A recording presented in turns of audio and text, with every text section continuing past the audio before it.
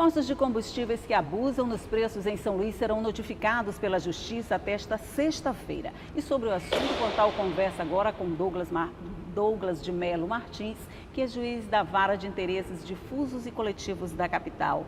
Bom dia, doutor Douglas. Bom dia. Seja bem-vindo ao nosso programa. Obrigado. Vamos começar com essa polêmica toda. Esses postos já começaram a receber notificação? A gente já sabe de alguns postos que baixaram. Isso significa que eles já receberam a notificação, é isso? Aproximadamente 100 postos já receberam a notificação, a intimação e já cumpriram a decisão. Muitos ainda estão, os oficiais de justiça, procurando para fazer essas intimações. Mas os que receberam estão cumprindo a decisão, é o que nós sabemos até agora. Porque é um universo bem, vamos dizer, bem amplo, né? Nós temos 243 postos, é isso, aqui na capital? 244 postos, 244. É um número grande, difícil. Os postos têm que receber a intimação acompanhado da ação que foi proposta, os documentos que foram juntados, as provas que tem contra eles e além da minha decisão. Para você ter uma ideia, nós queimamos já 3 impressoras imprimindo esses documentos. São quase 50 mil cópias impressas. É um trabalho difícil. Volumoso, vamos dizer assim. Algum gerente de posto, algum dono de posto, doutor Douglas, de alguma forma ele pode se recusar a receber essa notificação, dizer que não concorda, que o preço dele vai continuar daquele jeito? Tem alguma possibilidade disso acontecer?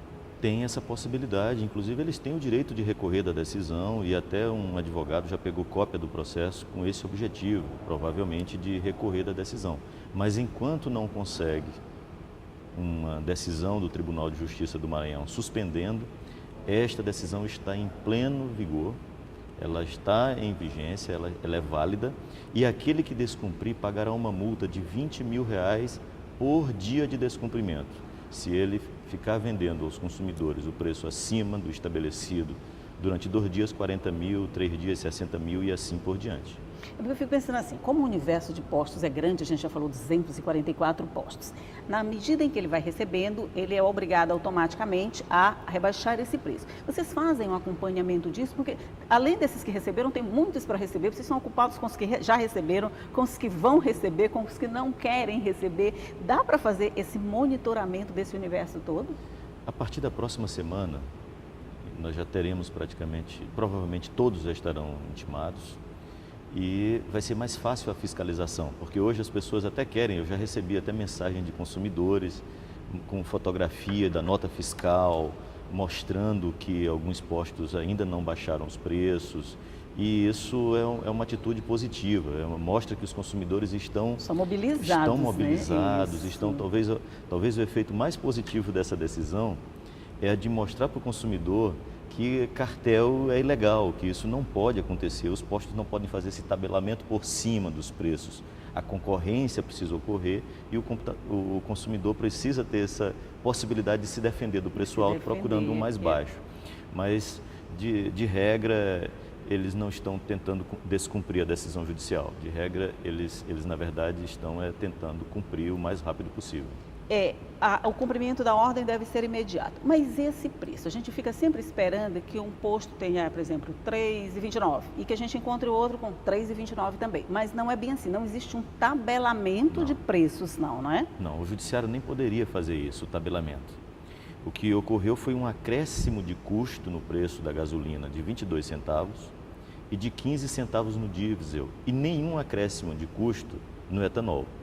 Mesmo assim, os postos aumentaram numa média de 45 a 50 centavos o preço do combustível de forma praticamente uniforme. Levaram tudo para R$3,50, R$3,49,99. Exatamente.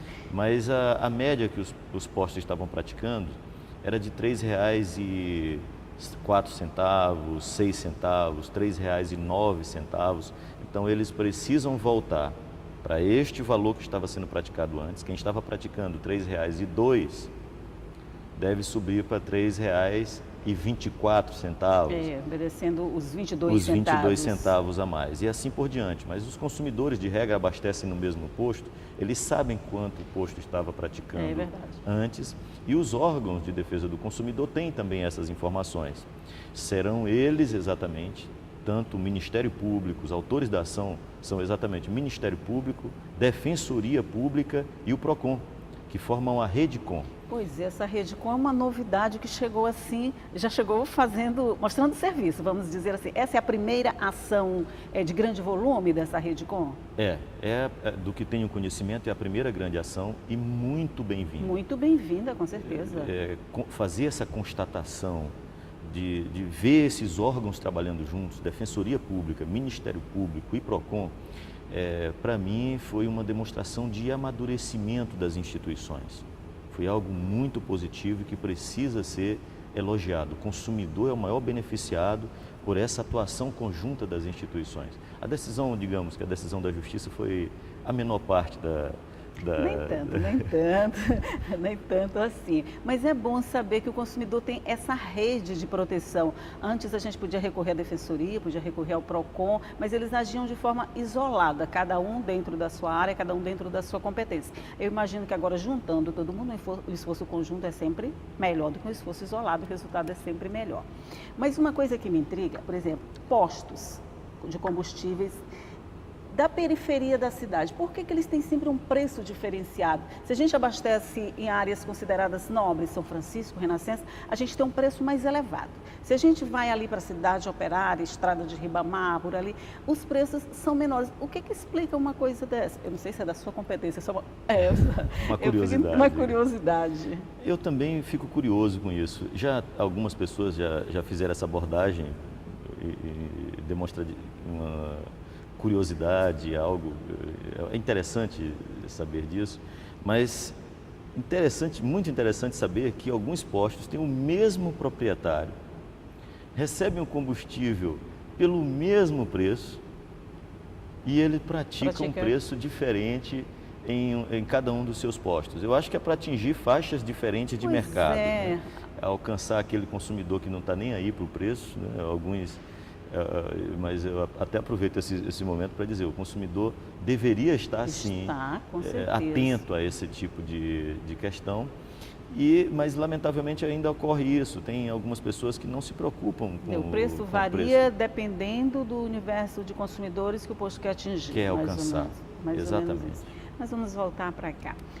Até hoje, todos os postos devem ser notificados? Esse é o prazo final para essa notificação ou ainda já pode continuar na próxima semana?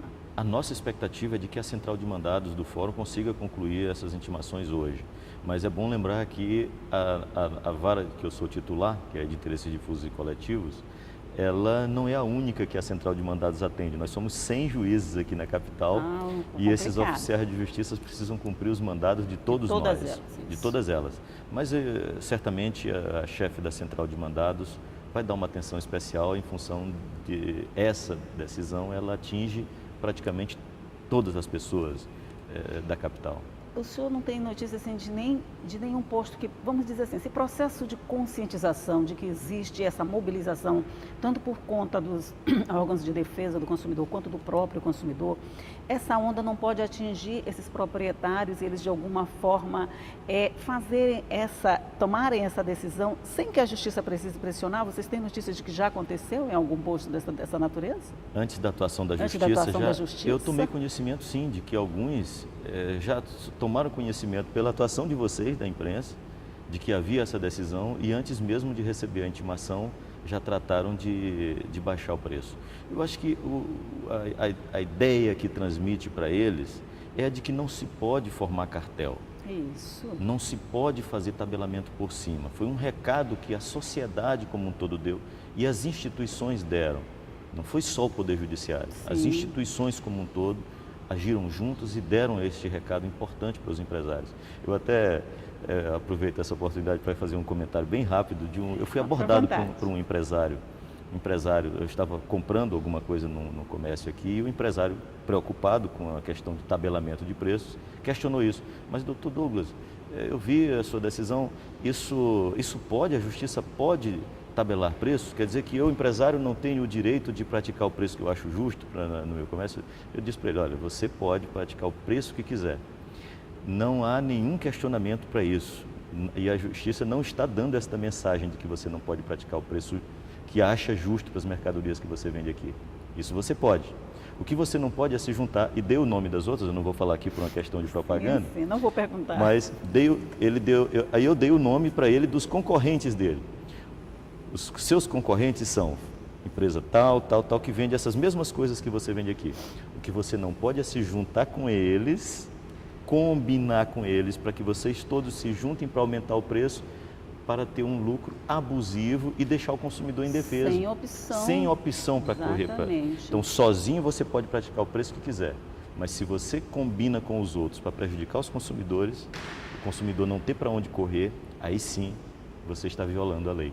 Ele compreendeu e não ficou insatisfeito com a decisão. Ele pode fazer o preço que ele quiser, mas o consumidor também tem o direito de comprar onde quiser. Onde quiser. É mais ou menos isso, E né? se ele combina com os concorrentes... A gente não tem para onde ir. Não tem para onde Nós correr. somos a parte mais fraca dessa rede. Exatamente. E essas iniciativas, é bom saber que esse processo de conscientização está chegando nas pessoas que devem ser atingidas e que daqui a pouco não vai precisar mais nem da ação da justiça, né? O ideal Será é que a gente vai chegar nesse estágio de conscientização? Eu sou uma pessoa muito otimista, eu acho que nós vamos chegar a esse nível das pessoas precisarem cada vez menos da atuação do Poder Judiciário, precisem judicializar cada vez menos. O Brasil, a judicialização é absurda, nós juízes recebemos milhões de ações todos os meses, isso é insustentável. É resultado da falta de opção do consumidor que não tem esse poder de negociação. Nós não temos poder de negociação, chegar no posto e dizer eu não vou comprar porque você dá mais caro, você tem que abaixar, não tem como, né? Precisa sim, por enquanto a gente ainda vai precisar, mas de repente a gente chega nesse estágio de evolução que a gente não precisa mais dessa ação da justiça e a gente pode sozinho se defender. Vamos torcer que a gente chegue lá.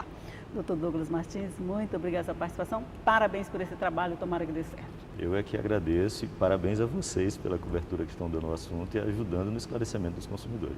Muito obrigada e um bom dia para o senhor.